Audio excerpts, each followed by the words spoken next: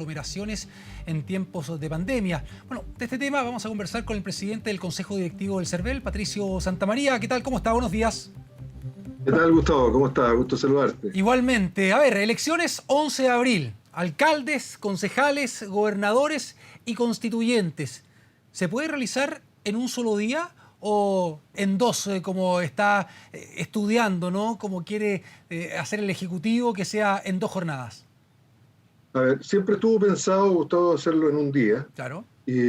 pero nos encontramos con varias sorpresas. Primero, el crecimiento del padrón, casi 15 millones de personas que van a poder votar ese día.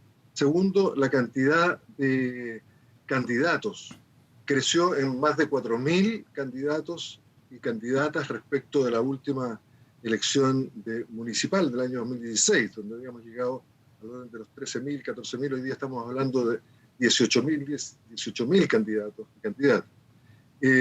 Eso hace, ¿no es cierto?, que pensemos en, bueno, serían 4, además, cédulas electorales en pandemia, sin saber, pero con algunos anticipos de que podría estar un poco más complicado que hoy día la situación desde el punto de vista de los contagios.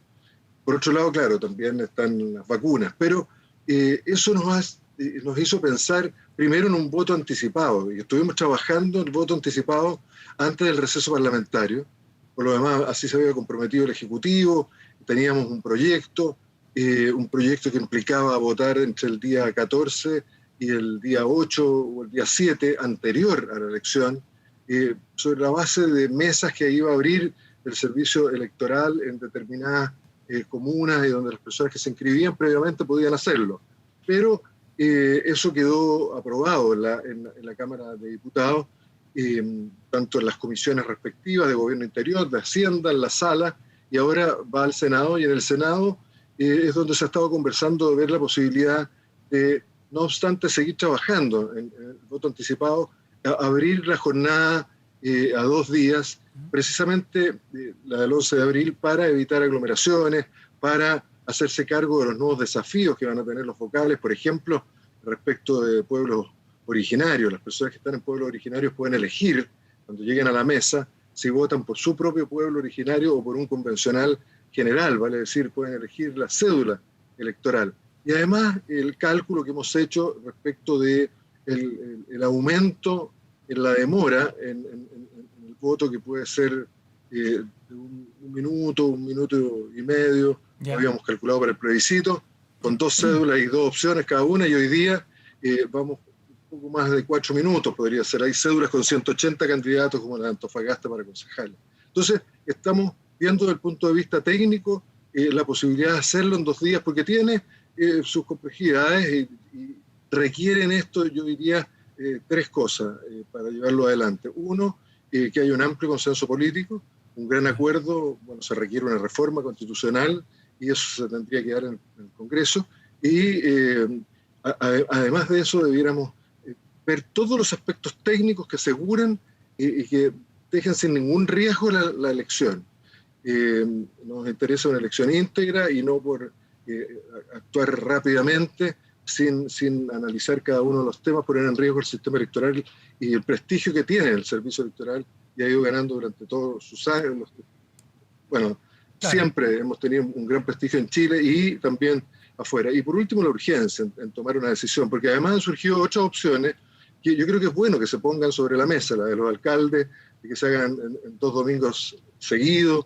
Hay otra propuesta de separar las elecciones, que han planteado algunos parlamentarios, y de hacer el día 11 solo las de convencionales y gobernadores regionales, que se hace por primera vez, y dejar para el 9 de mayo la elección de alcaldes y concejales, junto con la segunda vuelta, segunda votación de los alcaldes, de los gobernadores regionales. Claro. De tal manera que estamos analizando desde el punto de vista técnico el tema, y antes de marzo, obviamente, porque las conversaciones van a empezar una vez que termine el receso, con los parlamentarios. Nosotros estamos también conversando con la sociedad civil, que creo que es un actor fundamental que hay que tener en consideración si uno mira como parte de todo este proceso, y no imponer una decisión, sino que más bien tener estas relaciones y contactos, y a partir de ello vamos a dar una opinión ya final, sin perjuicio que existe en este momento una cierta mayoría y miramos todos con buena cara lo que puede ser una posibilidad real de evitar aglomeraciones y de permitir el ejercicio del derecho a sufragio, resguardando el derecho a la salud. Claro, usted ya lo esbozaba a propósito de las propuestas que han surgido dentro del Ejecutivo de hacerlo en 2 días, con una propuesta de sábado 10 y domingo 11 de abril. Lo que también usted señalaba, propuesta de alcaldes, el caso de Evelyn Matei, la alcaldesa de Providencia, y del alcalde Carter de la Florida, señalando que hay que hacerlo en 2 domingos, ¿no? 11 y 18 de abril. Argumentos decían, bueno, se puede prestar para situaciones de engaño, de los votos, que muchos podrían reclamar, que quieren que los vocales duerman con los votos, en fin, dentro de los argumentos. ¿Cuál sería la más factible si es que se realizan las elecciones en 2 días?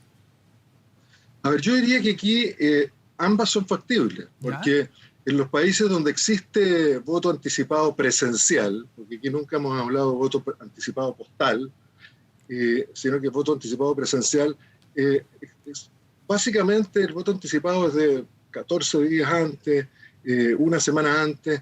El tema es el resguardo de los... Primero el tema de la credibilidad, la confianza, por eso el acuerdo político es importante, la ciudadanía creo que tiene confianza en el servicio electoral, pero además el tema del resguardo de los votos, porque claro, en el caso de sábado 10 y domingo 11, es una noche en la que se resguardan los votos en el mismo local de votación, la resguardarían las Fuerzas Armadas, estaría además personal del CERVEL y podrían estar los apoderados de las distintas candidaturas. Lo otro, claro, implica un mayor tiempo de resguardo, pero existen hoy día lugares donde se pueden guardar esas urnas y donde pueden tener el mismo tipo de custodia a cargo de las Fuerzas Armadas, de los apoderados y de personal del CERVEL. La experiencia muestra afuera que aquí no es un tema de la cercanía en la elección, es más, me parece que en Suiza, el único caso, algún otro caso por ahí aislado, donde se vota en 2 días.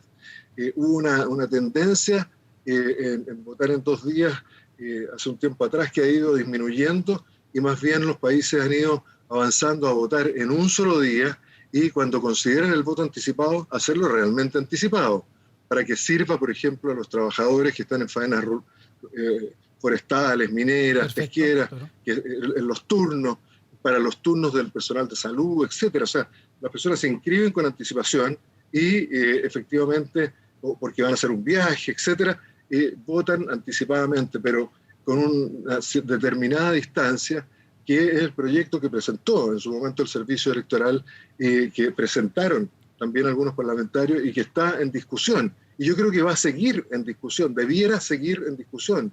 Debiéramos legislar sobre el tema del voto anticipado. Por último, si no se alcanza para estas elecciones en abril, para las próximas elecciones que vienen, fundamentalmente las de noviembre, donde se elige presidente de la República, senadores, diputados y consejeros regionales.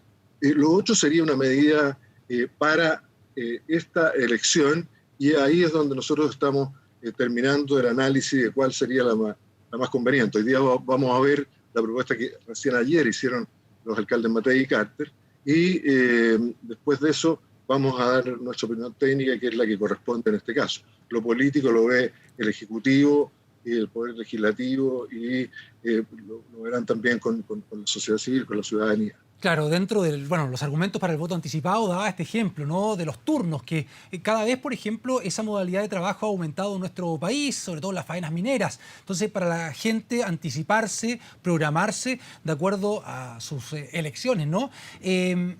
Por lo mismo, ¿cuándo sería una fecha límite para saber en qué condiciones se va a realizar esta elección? A ver, yo creo que aquí tiene que haber por eso planteo como tercer punto fundamental el tema de la urgencia.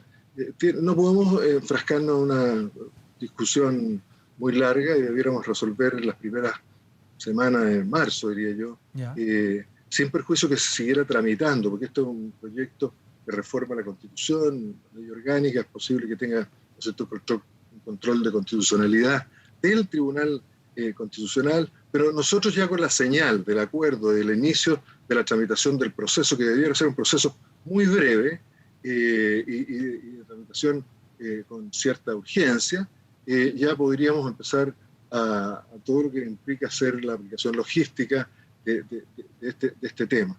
Yo insisto, creo que debiéramos tener voto anticipado, ese es un punto fundamental. 100.000 mineros, según lo decía el presidente de la Asociación de Mineros en el Congreso en su momento, quedan sin la posibilidad de votar, claro, porque están fuera.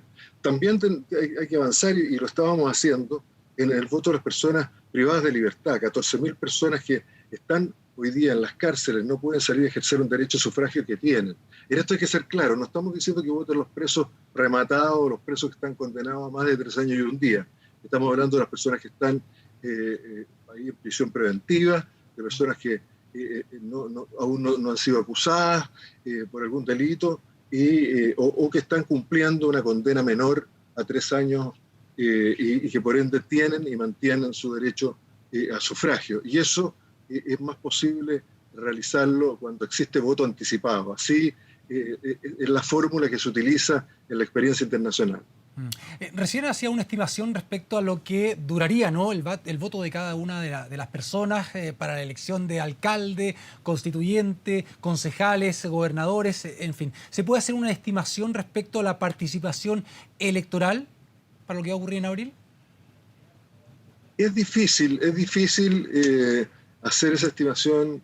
En todo caso, yo me atreví a decir que me da la impresión, por lo que significa sobre todo el tema de la constitución, de la convención constitucional, que podríamos andar cerca o superar en algunas décimas, en algunos puntos, el porcentaje que hay que recordar que en el plebiscito fue el mayor porcentaje desde el año 2012, en que el voto es voluntario. Claro. Superamos por primera vez el 50% y en tema de voto absoluto, la mayor votación de la historia. Yo creo que se podría superar porque uno ve bastante interés en las personas y además porque está el tema de los gobernadores regionales. Esto ha sido un poco subsumido, ahí ha quedado como escondido. Por primera vez las personas van a poder elegir a su autoridad regional. Algunos dicen sí, pero esa autoridad no tiene las facultades, pero ya el hecho de poder elegir y tener elegido por primera vez a los que hoy día son los intendentes, que son representantes del presidente de la República, bueno, ahí se va a mantener un representante del presidente de la República en cada región, pero va a haber una autoridad electa. Y ahí es muy importante la participación ciudadana, porque eso es lo que le va a dar fuerza precisamente a las o los gobernadores regionales. El tema de las facultades, todos lo tenemos claro, se va a seguir discutiendo en su momento, pero hay un gesto concreto de regionalización, de descentralización. Entonces, creo que además, si uno suma en el caso de los alcaldes, en el caso de los concejales, que también son las autoridades más cercanas a las personas, eso también despierta un interés en participar. Entonces, nosotros estamos preparados, digamos, siempre hemos estado preparados para que voten todos y todas los electores chilenos, chilenas y extranjeros con más de 5 años de residencia, pero en este caso yo me atrevería a decir, sin dar una cifra, que podríamos dar una cierta, que la ciudadanía podría dar una cierta sorpresa por lo novedoso, lo relevante, lo importante, por la cantidad de elecciones que se eligen a nivel regional, a nivel municipal y también a nivel nacional, en quienes ni más ni menos van a redactar la nueva Carta Constitucional. Claro. ¿Cuánto miden las papeletas? Todavía no hemos... pero mire, sí, hay que dibujarla. Yeah. Son 180, ha habido papeletas grandes, pero no vamos a dar esas cifras. Pero las personas hablan de sábanas, pero hay que dibujarla porque las cédulas electorales tienen que llevar una serie de menciones. Entonces, además del partido, si en el caso del partido al que pertenece, bueno, el nombre... Va a llevar si es mujer o hombre, precisamente para ver que se cumpla esta norma constitucional que nosotros vamos a hacer cumplir, en el sentido de que encabeza siempre una mujer y después se produce este efecto de sexos distintos, el llamado efecto Sever. Pero que van a ser grandes las papeletas. Estamos pensando, por ejemplo, para que usted vea que hay cosas de detalle. Yeah. La papeleta hoy día requiere 2 doblez hacia la derecha y después uno hacia arriba el cierre y la estampilla del servicio electoral, porque ya no se usa la lengua. Claro. Las personas que hablan del uso de la lengua quiere decir que no votan desde el año 2010 o desde no sé cuánto. Pero podríamos, por ejemplo, modificar, la consejera y Marita Gana planteaba detalles, y en esto hay que reconocer que las mujeres son más perceptivas que los hombres. Hay un reconocimiento ahí, que pudiéramos doblarla un solo doble, el cierre con el sello, habría que aumentar la apertura de las urnas, podríamos tener más cámaras secretas, no 2 como señala la ley, buscando más espacio, a lo mejor más locales de votación. Hoy día estamos del orden de los 2.713 locales de votación para las 46.000 mesas. Vale decir, hay detalles que tal vez uno dice son muy pequeños, pero son detalles relevantes que hay que tener en consideración. A veces nos quedamos muy desde la ciencia política, desde el análisis, sentados desde el escritorio, pero no nos damos cuenta que por un pequeño detalle puede complicarse el tema. Juan Ignacio García, si me permite, Gustavo, que estuvo 49 años en el servicio electoral, pasó a la historia electoral latinoamericana, yo diría mundial incluso. Y Juan Ignacio, en un momento determinado, la única pregunta que hizo en una elección, lo cuenta Wilfredo Penco, vicepresidente de la Corte Electoral de Uruguay, fue, bueno, ¿y ese voto al doblarlo cabe en las urnas? Y cuando fueron a probarlo, no cabía. Y nadie lo había considerado. Y un pequeño detalle como ese, que muestra la experiencia, por eso es importante la experiencia en el tema electoral, yo diría que más que en ninguna otra, todos los cargos de servicio público requieren experiencia, sin duda, y conocimiento. Pero más que nunca, más que todos, el servicio, o quienes nos desempeñamos en el servicio electoral, lo que vamos ganando cada día es fundamental. Perfecto. Bueno, vamos a esperar entonces los próximos días, ¿no? Esos primeros días de marzo, ya cuando haya una decisión definitiva respecto a las elecciones del próximo 11 de abril. Si quedan en un día nomás, en ese 11 de abril, o en 2 días. Si es ese fin de semana, 10 o 11, o son 2 fines de semana, 2 domingos. Si me permites un segundo, queda un día. Lo histórico de esto, además de que va a ser una convención paritaria, Gustavo, lo histórico de esto es que además hay escaños reservados para pueblos originarios. Queda un solo día, hasta mañana, 25 de febrero, las personas pueden autoidentificarse como miembros o integrantes de un pueblo originario. Cuando nosotros hicimos un padrón, porque fue otra de las pocas tareas que hemos tenido que hacer durante este tiempo, tuvimos que constituir una nómina de personas de pueblos originarios. Y llegamos yo agradezco a CONADI, agradezco al Servicio de Registro Civil y a otras instituciones, logramos tener ya identificados a casi 1.300.000 personas que son integrantes de los 10 pueblos originarios. Además se dio la posibilidad de autoidentificación, porque en el censo fueron más de 2 millones los que se autoidentificaron. Entonces, recordarles que en cervel.cl está el mecanismo y la fórmula, una simple declaración jurada para que puedan autoidentificarse. Esto es importante porque releva la presencia de nuestras primeras naciones. Sin duda. Muy bien, muchas gracias, el presidente del Consejo Directivo del CERVEL, Patricio Santamaría. Un abrazo. Un abrazo, Gustavo. Gusto de verte. Igualmente.